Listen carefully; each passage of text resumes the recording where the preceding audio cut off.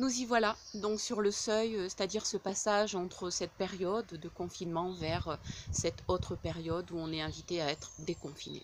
Donc ce déconfinement va ouvrir un autre espace, une autre énergie, un autre mouvement, et ce nouvel état, on va dire, qui va amener évidemment plus de liberté, plus d'amplitude, nous invite vraiment à reconsidérer les choses.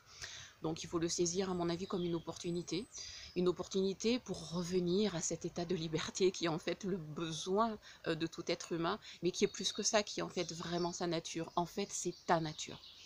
C'est la nature, c'est l'être profond que tu es, la liberté. Ce n'est rien d'autre que ça. Alors cette liberté, évidemment, elle va venir se mettre au service de tes aspirations, de tes rêves, de tes valeurs. Et évidemment, ça s'est déterminé par la valeur que tu donnes à la vie, aux choses, aux êtres, évidemment à l'ensemble du vivant.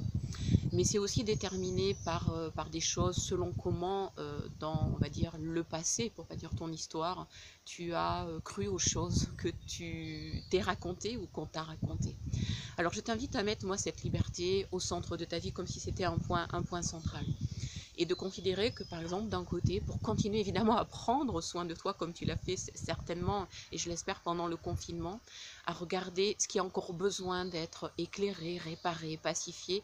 Donc pour en faire de cet espace un espace vraiment de guérison autant que nécessaire, euh, pour qu'évidemment tout ce qui est peut-être de l'ordre encore de blessures, de croyances, de peurs, de choses évidemment qui de fait te manipulent si ça n'est pas libre, donc ça ne peut pas te rendre libre, ça t'enferme dans des fonctionnements, et donc ça limite ta réalité. Donc il y a cet espace, et évidemment qu'il faut en prendre soin, c'est un espace dit de guérison, de réparation, de libération. Et puis de l'autre côté de cette liberté, en tout cas, évidemment tout ça fait partie du même ensemble, il y a un espace de création. Et cet espace de création, bien évidemment, moi je t'invite à le remplir, mais au sens de l'habiter. Comme on peut habiter évidemment son intériorité, sa présence intérieure par son être, mais aussi comme un environnement plus large, et de l'habiter avec des émotions élevées, de gratitude, de reconnaissance, de joie, évidemment d'amour qui structure et porte l'ensemble, comme si c'était l'essence et l'énergie évidemment la plus essentielle, qui soutient et qui est évidemment de même nature que cette liberté, la dite liberté.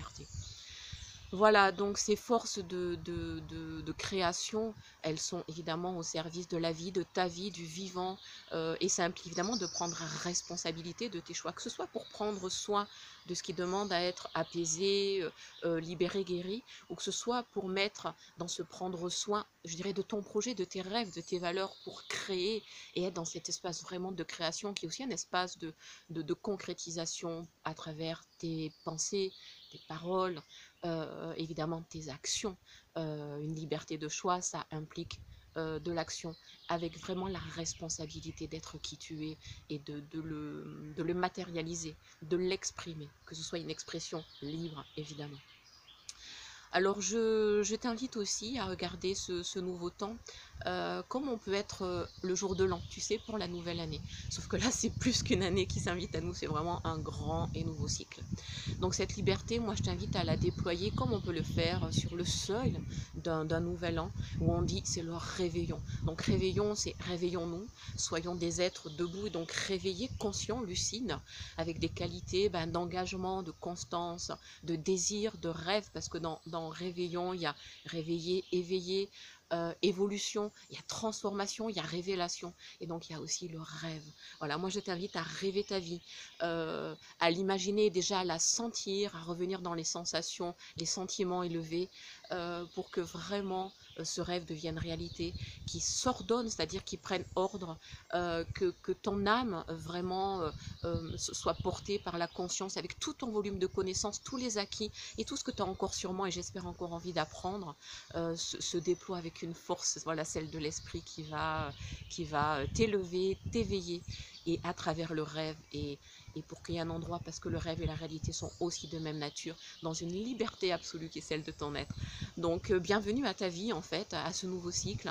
Merci pour tout, et à bientôt d'une façon ou d'une autre. Merci pour tout, merci à toi.